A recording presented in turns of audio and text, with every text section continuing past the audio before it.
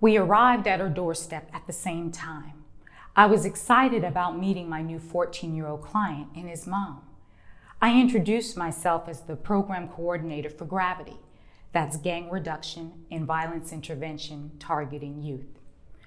She seemed sad, even deflated, as if she had already had a really long day.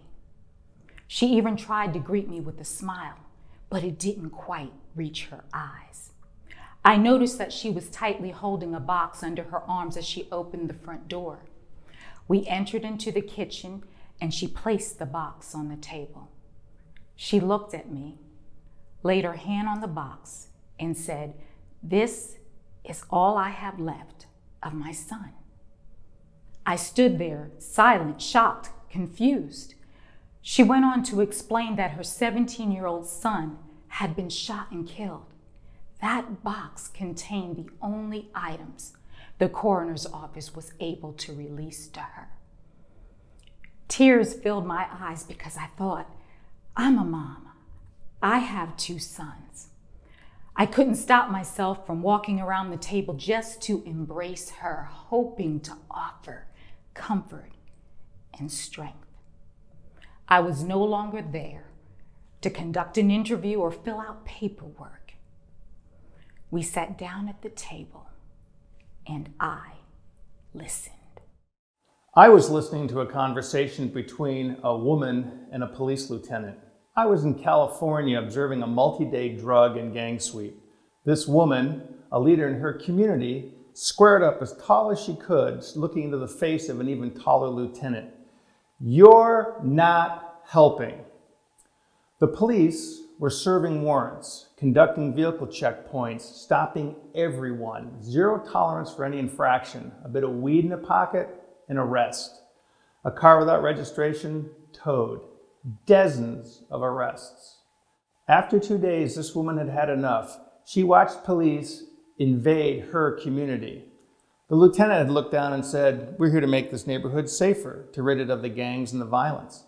And the woman got close to the lieutenant. "You're worse than the criminals." And he replied, "We don't act like criminals." And this led to a much longer conversation. And she stressed to him that you do act like criminals in the minds of the community. You make families afraid to leave their homes and drive for fear that they'll be stopped and arrested. You're worse than the gangs in that way. When all the kids that you arrest get out of jail in the next 2 or 3 days, this neighborhood's going to go right back to the way it was. There'll be no difference. The result is, as a community, we don't trust you and you don't appear to listen. You won't listen. Her words in this conversation had an effect on that lieutenant. He'd lowered his posture over the course of the conversation and his voice softened. And he responded at one point, "You have my attention. I'm listening now." And without missing a beat, she responded, "If you're listening to me, I'll be your partner."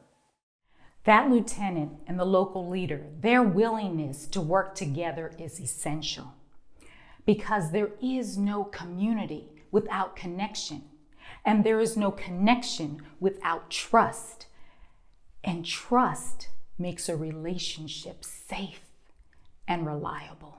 You can't address safe communities without addressing the relationship between communities and law enforcement. Let's be blunt. Current events are driving, demanding a national dialogue. There is a need to reimagine the role and relationship of law enforcement and community. So I invite all of you, for just one moment, to imagine lifting the weight of being the only solution off of the shoulders of law enforcement. Now, let us cast a new vision, a shared vision for a safe community, because people are willing to invest and share the responsibility when they believe they are valued. Can community and law enforcement work together? Can they partner and can they build trust? Yes, I believe that is possible. Our gang intervention program is an example of this.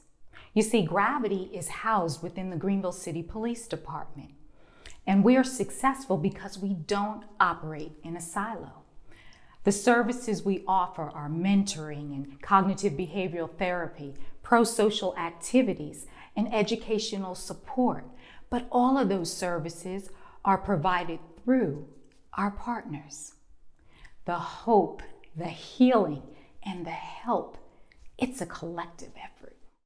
The success stories from Gravity demonstrate the importance of partnerships, and I enjoy our meetings and talking about those successes, Yvonne. And there are multiple programs out there in place around the country demonstrating the effectiveness of strong partnerships and the trust that has developed across those partnerships.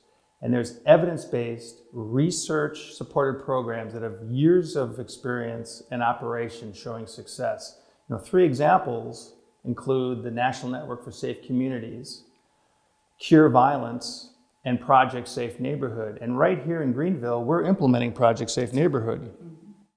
Aiken, South Carolina has a National Network for Safe Communities program. And if you ask them the reason for their success, they'll say A, B, C, D. That's asset-based community development. That model undergirds their community component. They have learned the art of engaging and connecting with people. They understand that the possibilities for any community must be defined by that community. The vision must come from the heads, hands, and heart of the people. They recognize that there can be no lifting without listening, help without healing, or bridges without bonds. The woman in California knew her community. In that moment, she sought to build a partnership with a lieutenant. She worked to build a bridge. What does success look like at a larger level? The High Point, North Carolina Community Against Violence has stood shoulder to shoulder with their police department for over 20 years. In the 1990s, after a series of senseless homicides, the police department looked to try a new approach. They used Project Safe Neighborhood and the National Network for Safe Communities as a model to build from. Community and police listened to one another. They found common ground to make each other successful, and I was part of the team. Surprisingly, one of the most impactful things that happened is when the police chief in a public meeting said, "We've made mistakes." That statement went further to engage and develop trust in the community than any other action. One of the projects that they worked on early on was the violence associated with drug markets and street dealing. 5 years after the program had been initiated and operating, there was a reduction in violent crime of 40%. In one neighborhood where there had been at least 10 homicides every year for 10 years, 5 years afterwards, there had not been a single homicide or weapons discharge. The drug market was closed. The children attended the summer camp at the local church, and when asked why they were attending, they responded, "Because Mama said it's safe to walk now." There were few arrests and no drug sweeps, and the majority of the work was conducted by the community, not law enforcement. Currently, the discussions at the national level are lending support for the work to be done through partnerships at the community level. And these discussions are only effective if they include an equity lens. Right here in Greenville, we have that equity lens. The Racial Equity and Economic Mobility Commission, REAM, is a game changer. Leaders from the community at the table focused on these 6 issues. Why is this important? Is this just another commission? Absolutely not. Meaningful change in these 6 areas will have a positive impact on those who live, work, and play in Greenville. This investment, based on the tenets of equity, inclusion, and engagement, will yield a thriving community for everyone. Project Safe Neighborhood is here. We are ready to build partnerships in Greater Greenville, partners with law enforcement, partners working with at-risk children, partners working with neighborhoods, improving the quality of life. So let us come together as people who care. As we grieve the loss of lives, let us respond by making changes to save lives. Let us build Greenville together. It doesn't matter what your skill set is. If you have an open mind or an open heart, and you're ready to listen, you are invited to help.